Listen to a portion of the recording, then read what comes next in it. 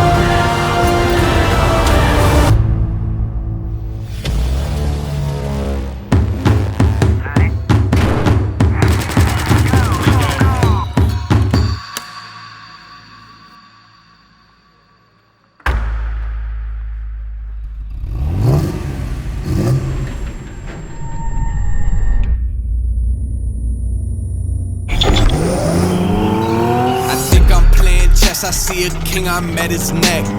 I'm 3 steps ahead at every move, now that's a check. Yes, they wanna know my secret, it's because I never slept.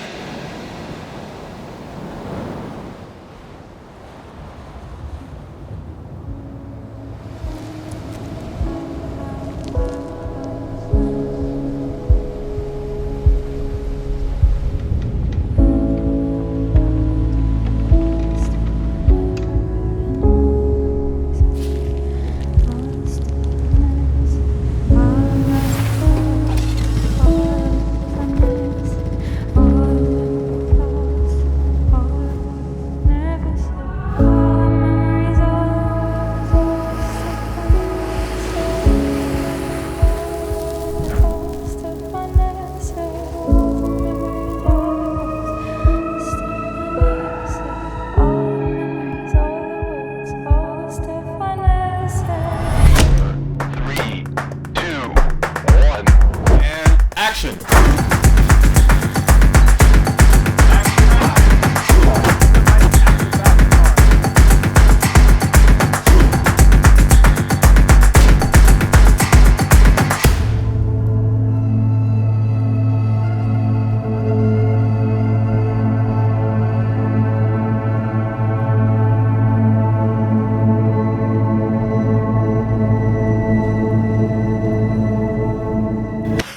Okay, so I don't even know how to put it, but I was just so happy editing this demo reel. It just put into context all of the hard work, everything that was done over the years, and aside from the purpose of a demo reel, I think it's such a good cathartic and just good thing to do for yourself as a creator, as a morale boost, because sometimes you get caught up into the now and the future, and just getting a collection of all that has been so far can be pretty inspiring for yourself. It can motivate you to do more. And so yeah, that was just a great experience on its own. But I know what you're here for. You just want to see the technical side of everything that you just saw. So we're going to break it down step by step, and especially the sound and the music, because that's essentially what carries most of this show reel. By the way, I don't know if you've noticed, I know that there was like a lot of different track switches, but there was actually 5 or more different music tracks, completely different tracks being used. So we're going to talk a little bit about that as well. And then of course there's the whole underbed of sounds, which helps transitions, it enriches certain moments, it highlights certain areas of the demo reel that you want to stand out. So for that, I'm going to jump into Artlist, which is a music platform. It's a music licensing website which has a ton of the highest quality music I've ever stumbled upon, and I use it all the time in my videos. And of course, they are a sponsor of this video, not so much for the music. They actually wanted to reach out to highlight, more of the sound design library that they just launched, which it's actually pretty crazy. Like all the sounds from the demo reel, aside from the sounds that came from the actual video clips that I used, came from Artlist. And I was so surprised. Like, I find so much stuff, so many good sounds to especially link moments together, as you're about to see. And so I just want to put that out there. You know, they are sponsoring this video, but I would be using them regardless, because I mean, that's where I would be picking the sounds and music from. So I'm just happy that I get to share that with you. And by doing so, it can also indirectly support the channel, which is pretty great. Hey, just gonna interject here real quick, because the video that you're watching right now, it's too long. It was like 30 minutes, so I had to cut it down significantly. So this portion that you're watching today is only about the sound design, but if you do want to see more about the visuals, the cutting, and some ideas that I think are really important for just creating your show reel in general, then let me know by commenting down below, liking this video so I know that you're enjoying these tips, and I'll follow up with a part 2. So, all right, back to the video. So we're gonna first start with the music side, and I'm gonna show you a little bit of my process of what I think of when I'm looking for music, because a lot of these platforms, you know, they have a ton of tracks. So how do you pick the right one or the 5 right ones? To start things off here, as a first tip, is when you are in these platforms, and with Artlist especially, you can, you know, of course you can select a different type of mood, or maybe even the genre that you're looking for, and that can be a great way to initially start to narrow your search down.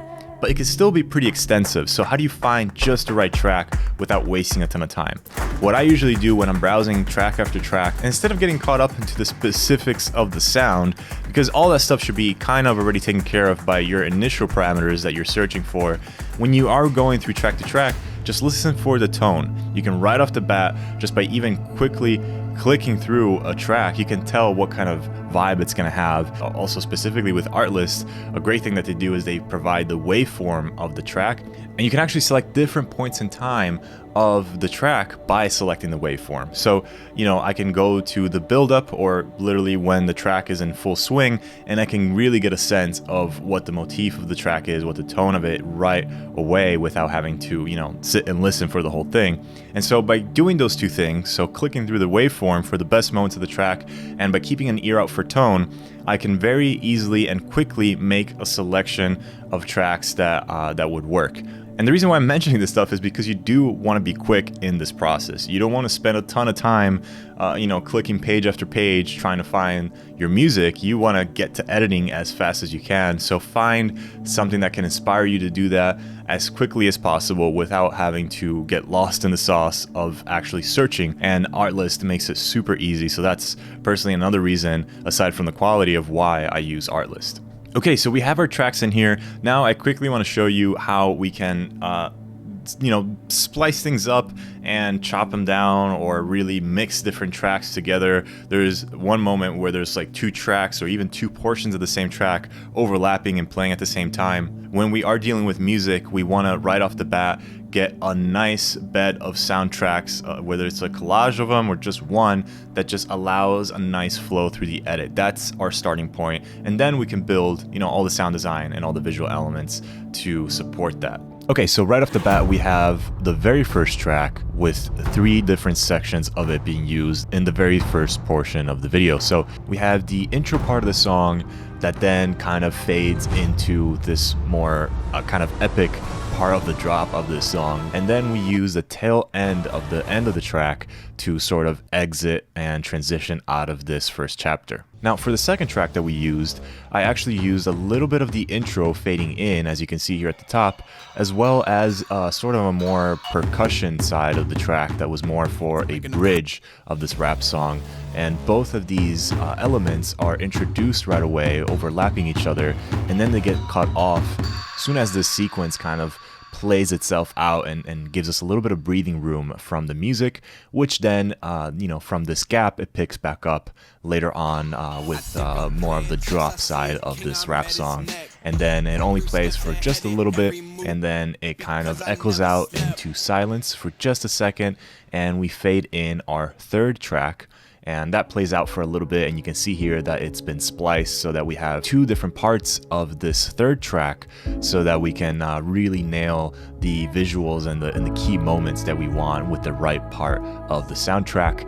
And again, we have a little bit of the same trick from before, so we have the tail end of that third track to kind of exit us out, and we have the fourth track coming in with more of the introduction part of that fourth track, and then it goes into more of the heavier percussion side of that fourth track, and that builds up near the end of it with our fifth track coming in, which is more of the part where we can kind of ease our way out of the demo reel, so it's a little bit more subdued, and we introduce the branding and all of that. And that's how these 5 tracks and different portions within these 5 tracks were used. And so there we go. Now we have something that plays through from beginning to end, and it's not too jarring. You know, there's some nice switch ups that are going to be like different levels to your show reel, which is a great way, especially with slightly longer show reels. I mean, this one that I did is a little bit on the longer side, which you sometimes don't want to do. You want to make sure that you are condensing it to a minute or so. This is just encompassing everything that we do, so I gave myself the liberty to, extend it a little bit. But in doing so, I wanted to make sure that I had different moments and different beats within it to keep the attention going, because that's the main thing that you have to keep in mind. You're not just showcasing, beautiful, pretty pictures that can stay on screen for a long time. You want to get to the point. You want to keep the attention and the energy up, because that could mean losing a client, that could mean losing an investor, or whatever the case may be. You want to keep people glued and interested from beginning to end. And now you may have noticed, and you might be wondering, how the echoing or the reverb into a big open space effect is done. And I've covered this before, but I'm going to quickly mention it.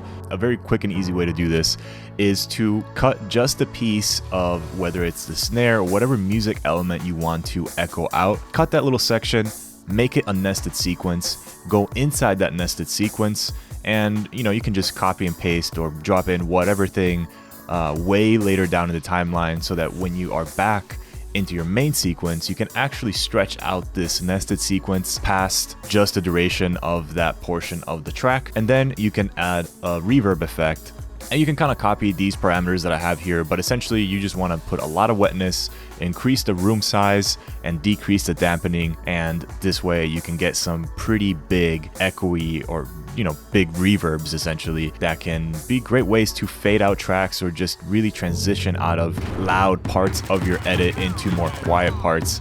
And this is a really cool effect to do.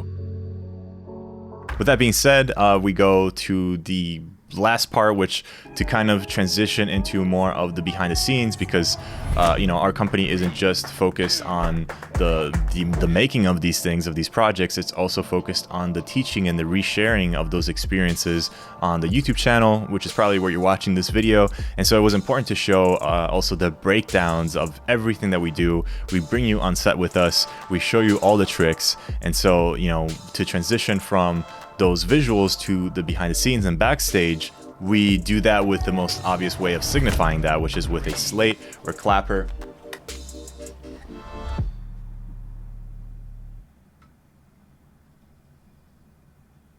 You got nothing to say? What'd you think about sound design? I don't think she thinks about anything most of the time.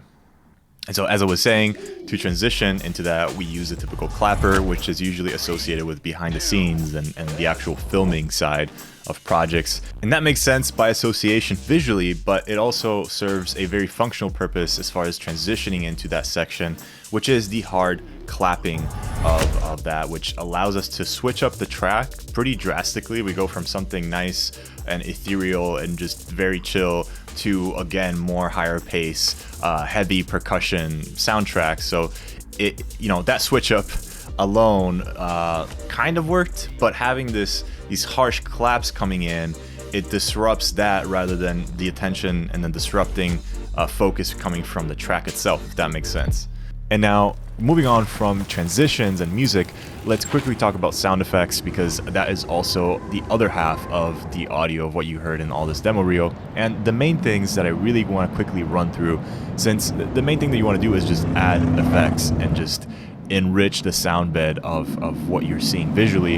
And so that can of course change from edit to edit, so I'm not going to bore you with the step-by-step side of that, but here are the main things that you want to keep in mind. There are different types of sounds. There are, first of all, the sounds that you see by association. So what are you seeing in the scene that would emit that certain type of sound?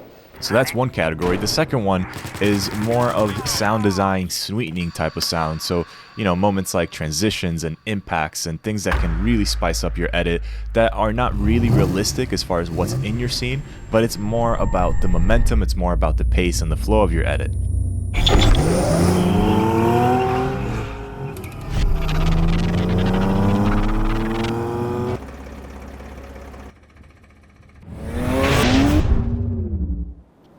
And then the third one would be, you know, silence. Like, what moments in your edit do you not want sound where there would be sound in the real world? Maybe you want the music to show and shine through a little bit more in that moment, and you want to go a little bit more surrealistic, or sometimes you want the opposite of that. So the third element, which is silence, is also something that you definitely want to keep in mind whenever you're doing sound design, because it can be just as powerful as adding sounds. And so what I would suggest is when you're going through this process of adding all these sound effects, just maybe go through it with these two different mindsets, one pass at a time. So the first pass could be, what elements am I seeing on screen that I want to highlight, that I want to just add to my timeline? And then the second time around, you can add all the sweetening bits such as swooshes, impacts, and, you know, moments in your edit where some cuts might need a little bit of love and you just want to put a little bit extra detail in those moments to make the cut work, or to, you know, make it work even better.